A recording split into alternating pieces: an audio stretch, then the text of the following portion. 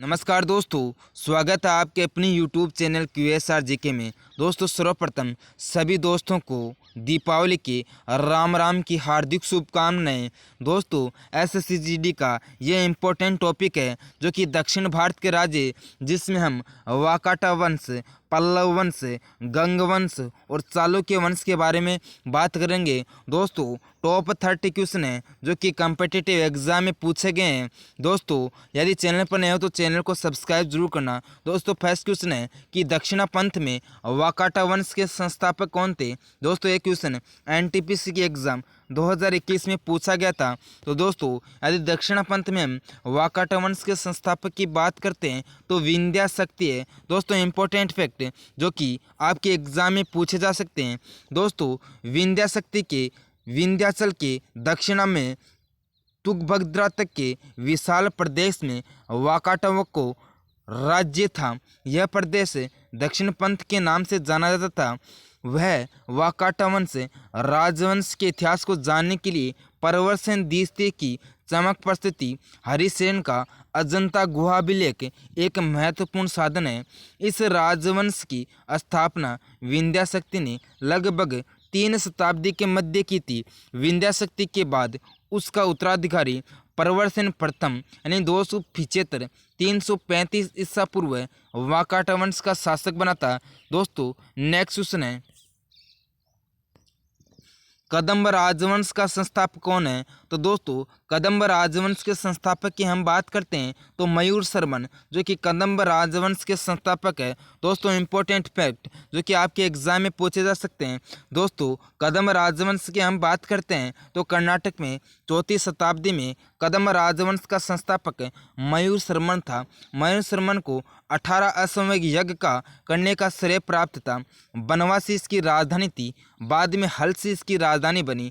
इस वंश का प्रताप भी सबसे ताकतवर शासक कुकुस्त वर्मन था। इस वंश का अंतिम शासक अजवर्मन था जो कि दोस्तों आपके एग्जाम में पूछा जा सकता है।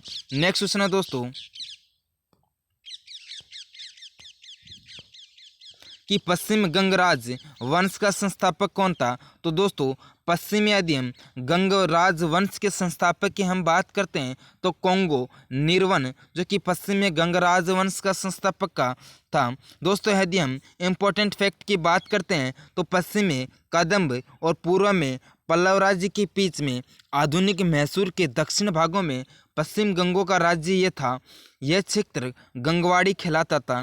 पूर्वी गंगा उड़ीसा के कलिंग क्षेत्र में स्थापित थे। पश्चिमी गंग 4वीं शताब्दी से 10वीं शताब्दी पश्चिमी गंग वंश का संस्थापक कोंगो निर्वन था। इसकी राजधानी कोलार थी। 4वीं शताब्दी में अंत में शासक हरिवर्मन ने अपनी राजधानी तलकाड़ा बनाई थी। दोस्तों, नेक्स्ट क्वेश्चन है चालुक्य वंश का प्रथम नरेश कौन था। तो दोस्तों, यदि हम चालुक्य वंश के प्रथम नरेश की बात करते हैं तो जय सिंह थे। दोस्तों, इंपॉर्टेंट फैक्ट की बात करते हैं जो कि आपके एग्जाम में पूछे जा सकते हैं।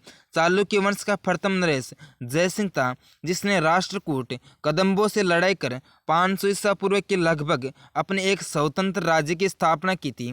जय सिंह का पुत्र और उत्तराधिकारी रणराग राज था और रणराग के पुत्र पुलकेशन प्रथम को दक्षिण पंथ में चालुक्य वंश का वास्तविक संस्थापक कहा जाता है।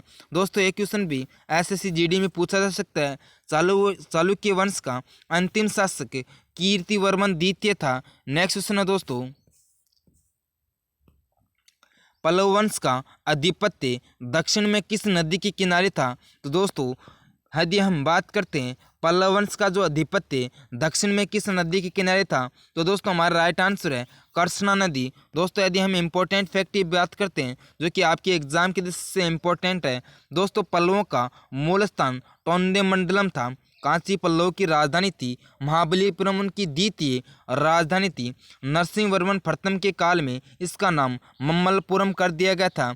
वैसे तो इसका शासनकाल 3री शताब्दी से प्रारंभ हो गया था, लेकिन 6ठी शताब्दी में सिंहवर्मन तृतीय इस वंश का वास्तविक संस्थापक माना जाता है। 650 से 750 तक का काल पल्लवों का स्वर्णकाल माना जाता है। नंदीकल्लम लोक विभंग महावंशम से पल्लव वंश की जानकारी प्राप्त होती है। दोस्तों, नेक्स्ट क्वेश्चन है कि देवगिरी के यादव वंश का संस्थापक माना जाता है। तो दोस्तों यदि हम बात करते हैं देवगिरी के यादव वंश का संस्थापक दोस्तों विल्हन था। यदि हम बात करते हैं वरांगल के काकतीय वंश का संस्थापक कौन था, तो दोस्तों प्रोलराज था। यदि बात करते हैं द्वार समुद्र के होयसेल वंश का संस्थापक कौन था, तो दोस्तों विष्णुवर्धन था। नेक्स्ट क्वेश्चन है दोस्तों कि निम्नलिखित में से कौन सी रचना के रचयिता नहीं है, तो दोस्तों मिताक्षर जो कि ज्ञानेश्वर इसके लेखक हैं, जो कि दोस्तों राइट हैं। दयाबाग जो कि जिमतू वैन, ये भी राइट है। कल्प करते कल्पतरु जो कि दोस्तों नयन चंद्र के द्वारा लिखी गई है, ये भी राइट है। रंभा मंजरी चाणक्य, लेकिन दोस्तों ये चाणक्य के द्वारा नहीं लिखी गई है, ये लक्ष्मी भट्ट के द्वारा लिखी गई है रंभा मंजरी। नेक्स्ट क्वेश्चन है दोस्तों कि बादामी के चालुक्य शासक पुलकेशिन द्वितीय ने कौन सी उपाधि धारण की थी। ये भी दोस्तों एनटीपीसी के एग्जाम 2021 में पूछा गया है। तो दोस्तों बादामी के चालुक्य शासक पुलकेशिन द्वितीय ने परमेश्वर की उपाधि धारण की थी। नेक्स्ट क्वेश्चन है दोस्तों कि कोणार्क सूर्य मंदिर का निर्माण किसके शासन के काल में हुआ था। तो दोस्तों कोणार्क सूर्य मंदिर के निर्माण की हम बात करते हैं तो कृष्णदेव राय के शासनकाल में कोणार्क सूर्य मंदिर का निर्माण होता। नेक्स्ट क्वेश्चन है दोस्तों कि 9वीं शताब्दी में यज्ञवल्क्य स्मृति पर लिखी गई टीका दयाभाग के नाम से प्रसिद्ध है, जिसके लेखक कौन है। दोस्तों एक क्वेश्चन पीछे बता भी दिए गए हैं। तो दोस्तों दयाभाग के लेखक की हम बात करते हैं तो जिमतू वाहन है। नेक्स्ट क्वेश्चन है दोस्तों कि बादामी के चालुक्य वंश का वास्तविक संस्थापक माना जाता है। तो दोस्तों यदि हम बात करते हैं बादामी के चालुक्य वंश का वास्तविक संस्थापक, तो दोस्तों पुलकेशिन प्रथम को बादामी का चालुक्य वंश का वास्तविक संस्थापक कहा जाता है। दोस्तों पीछे क्वेश्चन पूछा गया था, पुलकेशिन द्वितीय ने परमेश्वर की उपाधि धारण की थी। नेक्स्ट क्वेश्चन है दोस्तों कि वर्तमान में बादामी स्थित है। तो दोस्तों बादामी की हम बात करते हैं जो कि वर्तमान में कर्नाटक के बालाकोट में स्थित है। नेक्स्ट क्वेश्चन है दोस्तों कि पुलकेशिन द्वितीय के बारे में किस अभिलेख से जानकारी मिलती है। तो दोस्तों ऐहोल अभिलेख से पुलकेशिन द्वितीय के बारे में जानकारी प्राप्त होती है। नेक्स्ट क्वेश्चन है दोस्तों cradle of Hindu temple architecture के नाम से प्रसिद्ध है। तो दोस्तों ऐहोल अभिलेख। दोस्तों एक क्वेश्चन भी एनटीपीसी के एग्जाम 2021 में पूछा गया है। नेक्स्ट क्वेश्चन है दोस्तों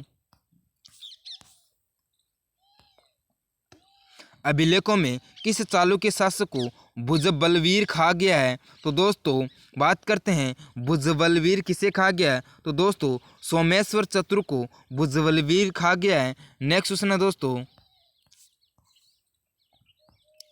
कन्नड़ साहित्य की त्रिरत्न कहा जाता है। तो दोस्तों कन्नड़ साहित्य के त्रिरत्न की हम बात करते हैं तो रन्ना, पंपा और पोना को कन्नड़ साहित्य का त्रिरत्न कहा गया है। नेक्स्ट क्वेश्चन है दोस्तों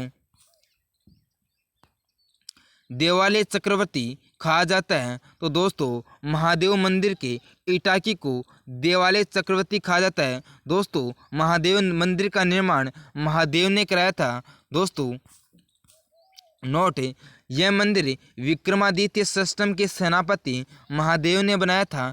नेक्स्ट क्वेश्चन है दोस्तों चालुक्य विक्रम संवत की शुरुआत किसने की थी। तो दोस्तों चालुक्य विक्रम संवत की हम बात करते हैं तो विक्रमादित्य षष्टम ने इसकी शुरुआत की थी। दोस्तों चैनल पर नए हो तो चैनल को सब्सक्राइब जरूर करना। नेक्स्ट क्वेश्चन है दोस्तों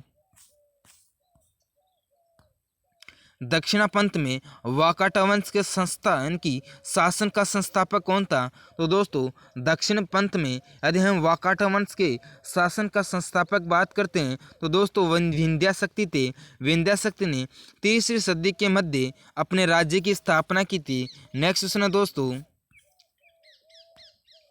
अजंता की गुफाएं किन के शासनकाल में निर्मित हुई थी। तो दोस्तों अजंता की गुफाएं जो कि दोस्तों महाराष्ट्र में दोस्तों ये सातवाहन वंश और वाकाटा वंश के हरिसेन के समय काल में निर्मित हुई थी। तो दोस्तों उक्त 1 व 2 दोनों हैं। नेक्स्ट क्वेश्चन है दोस्तों वीडियो अच्छा लगे तो वीडियो को लाइक जरूर करना।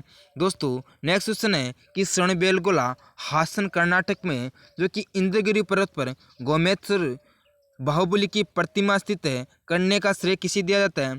तो दोस्तों हमारा राइट आंसर है गंग शासक रचमल चतुर्थ के मंत्री चामुंडा राय को यह श्रेय प्राप्त है। नेक्स्ट क्वेश्चन है दोस्तों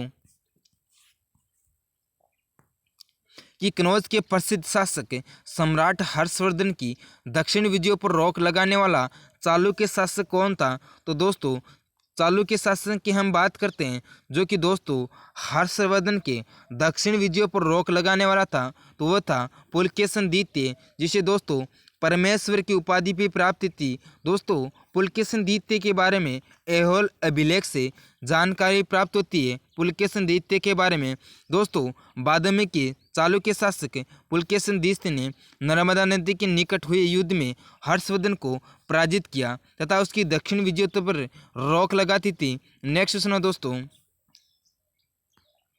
ऐहोल अभिलेख का लेखक था। तो दोस्तों ऐहोल अभिलेख के लेखक की हम बात करते हैं तो रवि कीर्ति ऐहोल अभिलेख के लेखक हैं। रवि कीर्ति बादामी के चालुक्य शासक पुलकेशन द्वितीय का दरबारी कवि था। नेक्स्ट क्वेश्चन है दोस्तों